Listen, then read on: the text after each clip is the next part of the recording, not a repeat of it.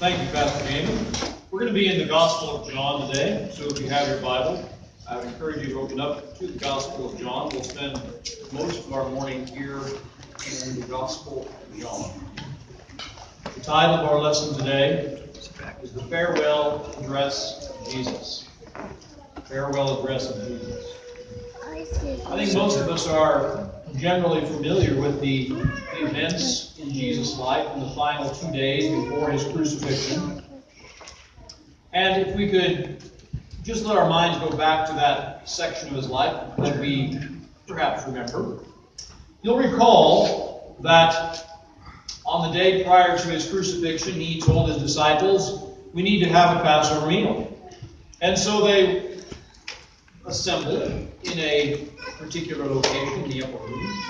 And there was a room that was made ready, and there they gathered, and they had their Passover meal. And we know that they spent several hours that evening together, during which they had the communion supper, and other things occurred. And we know that late that evening, they left that room after considerable time together, and then they went out to the Garden of Gethsemane. There Jesus was arrested. By early morning, he had been brought before Pontius Pilate, and throughout the other vicissitudes of the day, by the time that day concluded, Jesus had been at trial, had been beaten, had been scourged, and mocked, etc., and crucified, and was buried by that evening. So if we back up the clock then again to the evening before, the evening of the Passover meal, we're going to find at that Last Supper evening that the four Gospels record that rather differently. Now, you may recall that the first three Gospels, Matthew, Mark, and Luke, are sometimes referred to as the Synoptic Gospels. And they have many similarities, these three Gospels, in which many of the things that is recorded in Matthew is also recorded in Mark and is also recorded in Luke. If we look at that particular evening, between the moment in time when the meal began and the moment in time in which they left that room and went out to the Garden of Gethsemane, we have a window of somewhere probably about 5 hours that were spent in that room. Maybe it was 4, maybe it was 6, I can't tell you, but a period of hours throughout an extended evening.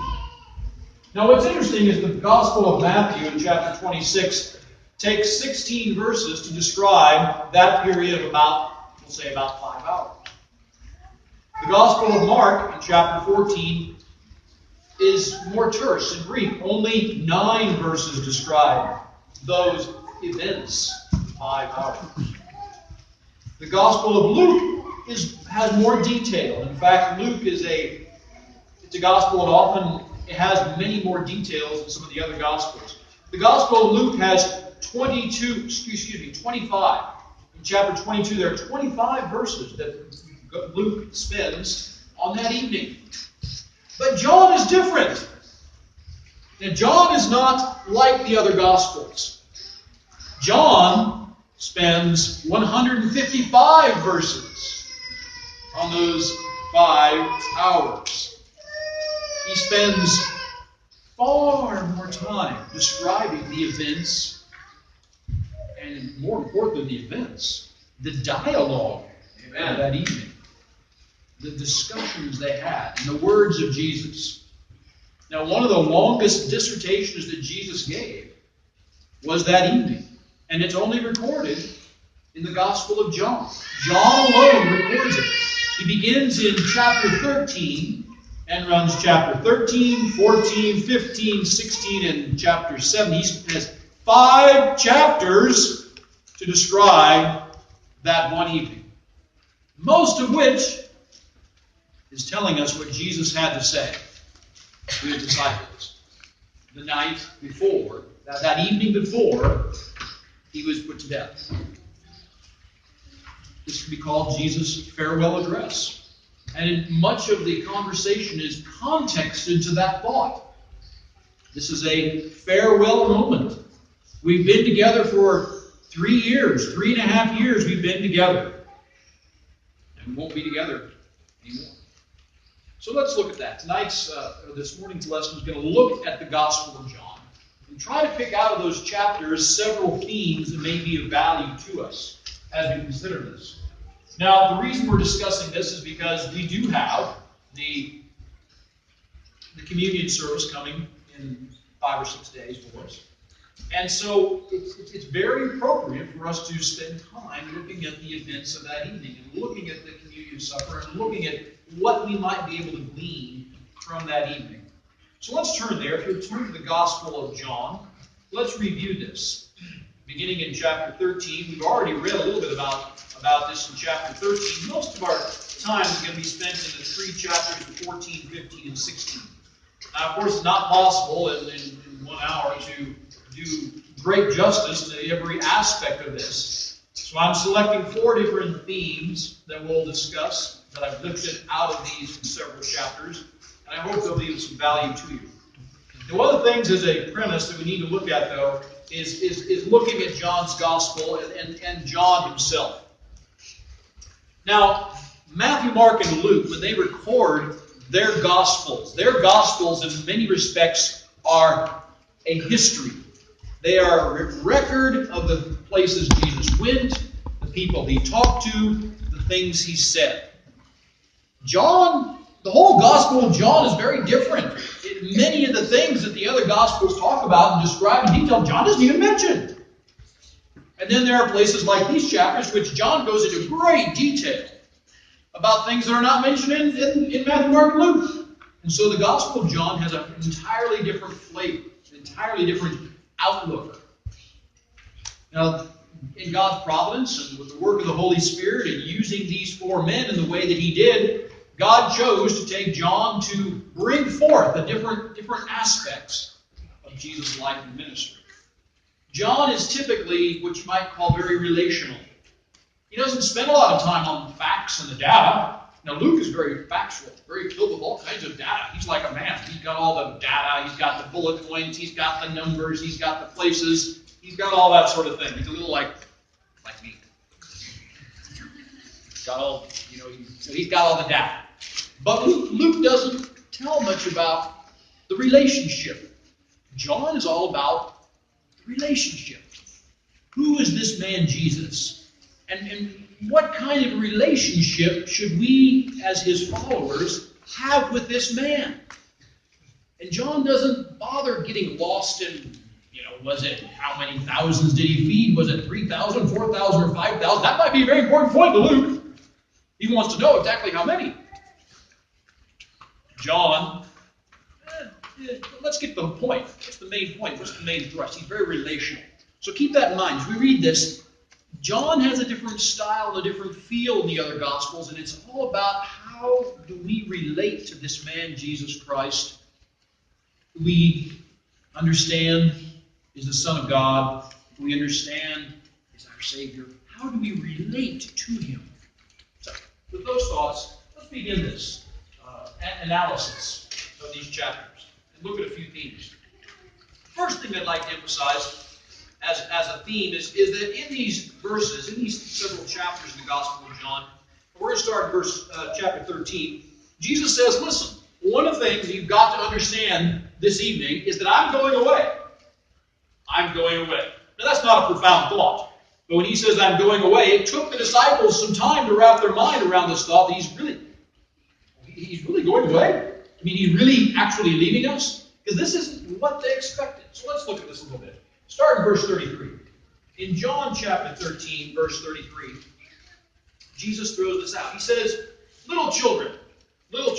Right there is a phrase that conjures up some sort of relationship, doesn't it? Little children. He refers to these grown men with their shaggy beards as little children.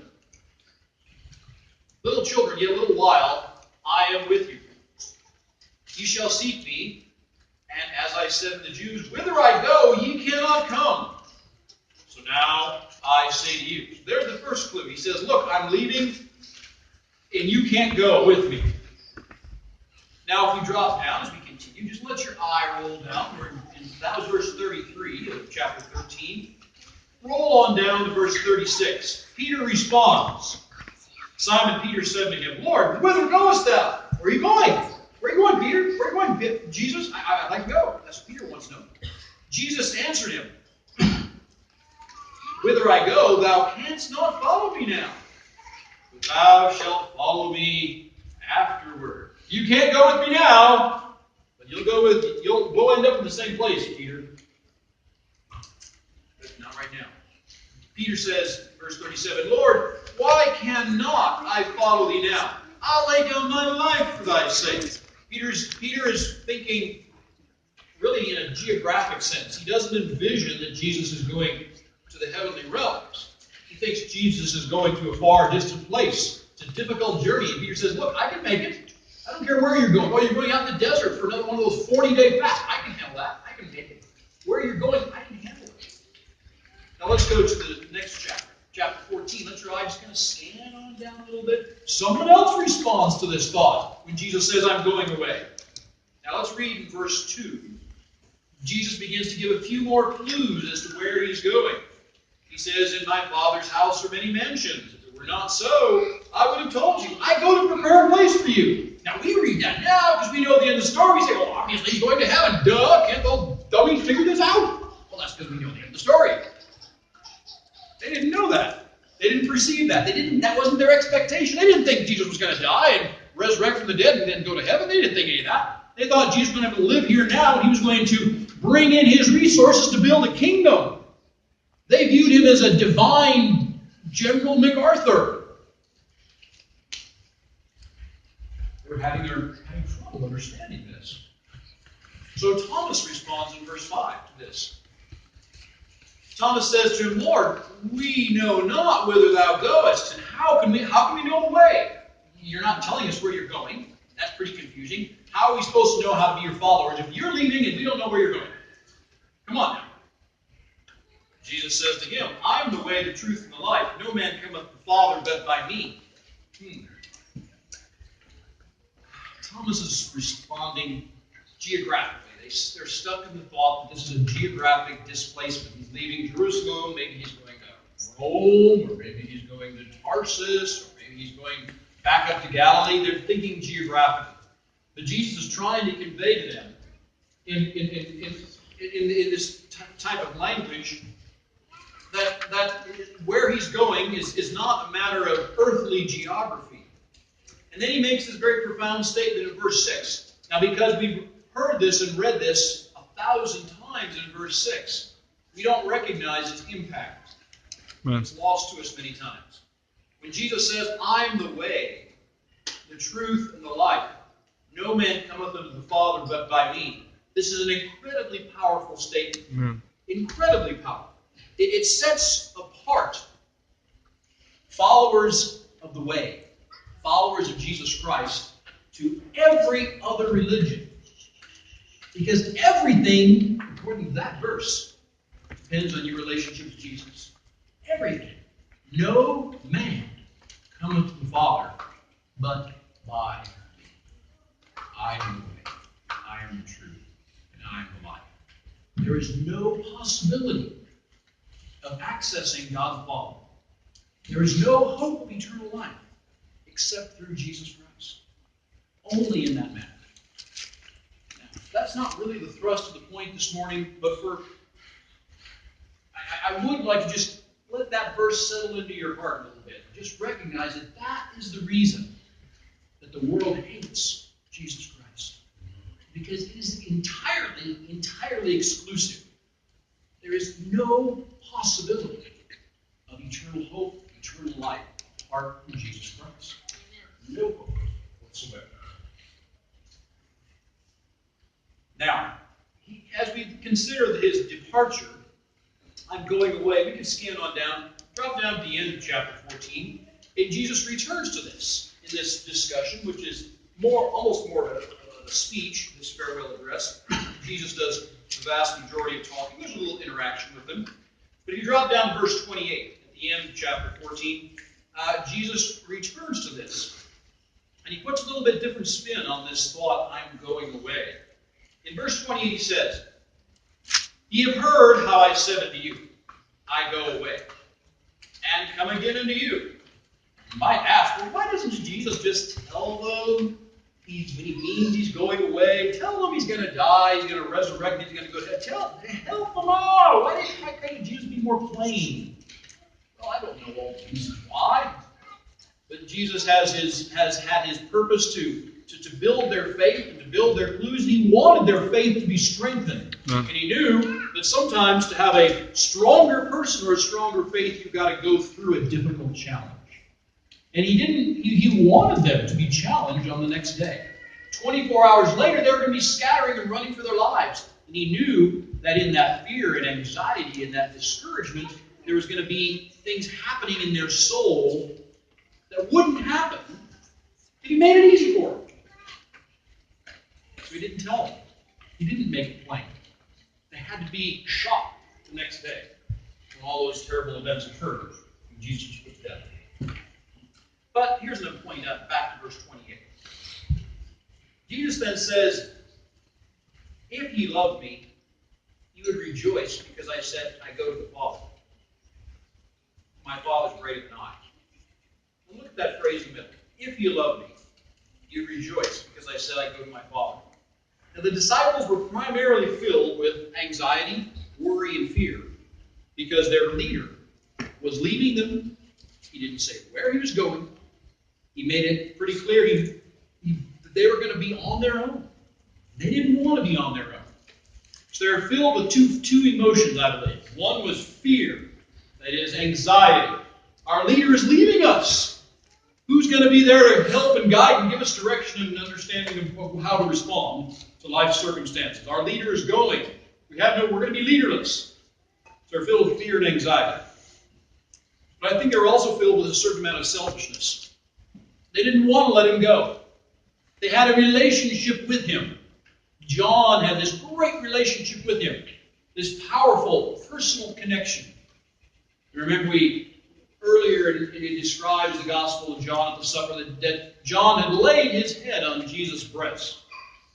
That's how close his relationship was with Jesus. It was very, very, very friendly in a way that even you and I might, as men, we don't really relate to that nowadays. But nonetheless, that was typical. But what I'm driving at is that they had this sense that I don't want you to go. You should not be going. And it really bothers me that you're leaving. There was a selfishness embedded there. Jesus is scolding them. He's giving them a gentle rebuke. He says, you ought to be rejoicing. I said, I'm going to my Father. He's letting them know that his mission is complete. I'm leaving. I'm going to my Father. Why aren't you rejoicing with me that my hard work is done and my course is finished? You should be rejoicing that my labor is done and I'm going to go to my rest. Why aren't you rejoicing? And this is a great challenge. And here's what I want to challenge you on. The disciples were being presented with a dramatic change in life. Most of us don't like change. We resist change. But change is inevitable. Change is a part of life. It's a part of growth. It's a part of the experience that we all have. We all have our friends. We have our neighbors. We have our wives, we have our children, we have our husbands, we have our parents, we have our connections. We have these people that are valuable in our lives. But with the passing of time, life presents moments when a change ought to occur. And like the disciples, we sometimes resist that change in entirely inappropriate ways. Because we respond out of either selfishness or fear. That I don't want this relationship to change. I don't want to let other people in. I don't want to see this person disconnect from me in the way they were and make other connections with others. And we don't respond very well to change. And there's many illustrations of this. Obvious ones are when parents have children that come of age. And it's time for a change in the relationship. But there's many illustrations of how life presents changes. Now, do we respond as the disciples did here, with fear and anxiety to that change? Or are we going to, or selfishness? You belong to me. Or not. So that's our first area I'd like to call your attention to. Jesus is going away. And the disciples were having a hard time struggling with this. So, do fear and selfishness keep you clinging to someone that you know down deep it's time for them to move to a different phase of life? So so they can fulfill their mission from God, are you considering their best interests or your own? How do you respond to change? Now, let's go to a second theme. Embedded in these chapters, you'll see that Jesus has another thought that's quite important. He says, listen, after I'm gone, since they hated me, they're going to hate you also. You will be hated. So let's read about that. Let's go to a couple of different places. We'll start in John 15. Turn to chapter 15. Let's begin at verse 18. Let's read what Jesus has to say about the fact that his disciples were going to be hated. Hated. We're going to begin at verse 18. John 15, beginning at verse 18. Please follow along. If the world hate you, you know that it hated me before it hated you. If you were of the world would love his own. But because you're not of the world, but I have chosen you out of the world, therefore the world hated you. Remember the word that I said to you, the servant is not greater than his Lord. If they have persecuted me, they will also persecute you. If they have kept my saying, they will keep yours also. But all these things will they do unto you for my name's sake, because they know not him that sent me. If I had not come and spoken unto them, they had not had sin, but now they have no cloak for their sin. He that hateth me hateth my Father also. If I had not done among them the works which none other man did, they had not had sin, but now have they both seen and hated both me and my Father. But this cometh to pass, that the word might be fulfilled, that is written in their law. They hated me without a cause. So now Jesus is introducing the second thought. I'm leaving. They've hated me. You've seen that. They've hated me. You've seen that, fellas. Gentlemen, you've seen how many people have hated. Guess what? They're going to hate you. They're going to hate you. Now, he gives us a few clues as to the nature of the hatred and the cause of this hatred. Why is it that Jesus was hated? Could it be that Jesus was hated because he did great miracles of healing? No. Could it be that Jesus was hated because he fed thousands of people? No. It was not the good deeds that caused Jesus to be hated. Not really. There were certainly maybe a few jealousies among the leadership who thought, wow, gee, he makes us look bad because he's doing all these, people are, walking that used to be crippled, and we can't do that. So, yeah, there's maybe a little bit of envy and jealousy there. Primarily, the hatred stems from this point. You look closely now at the verses we read. Look at verse 22. It says, if I had not come and spoken unto them, they had not had sin, but now they have no cloak for their sin. The reason that they hated Jesus is because Jesus revealed sin. Jesus exposed sin. He exposed sin among those that were influential and powerful. Those that had the ability to bring pressure, to bring persecution. Those are the ones he primarily exposed the sin of those kind of folks. It was the leadership of the nation. It was Pharisees, religious leadership, Herod, others. Now that tells us something here. Now, Jesus' disciples are going to be hated as well. Now, are Jesus' disciples going to be hated because they perform miracles? Silver and gold have I none, but such as I have give I thee. In the name of Jesus Christ, rise up and walk. That's what Peter said, and the man who stood up and walked. Was Peter hated because he was able to bring forward that marvelous deed? No. Peter was hated because he exposed sin. The disciples were hated because they exposed sin. And Jesus warns his disciples, his followers, that they're going to hate him. And the nature of this hatred is because of the exposure of sin. That is the source. Now, let's read on a little bit more about this hatred. Verse 16. There's going to be certain misunderstandings that flow in the midst of this hatred. Let's look at the first 3 verses of chapter 16. These things have I spoken unto you, that ye should not be offended. They shall put you out of the synagogues. Yea, the time cometh that whosoever killeth you will think he doeth God service. And these things will they do unto you because they have not known the Father nor me.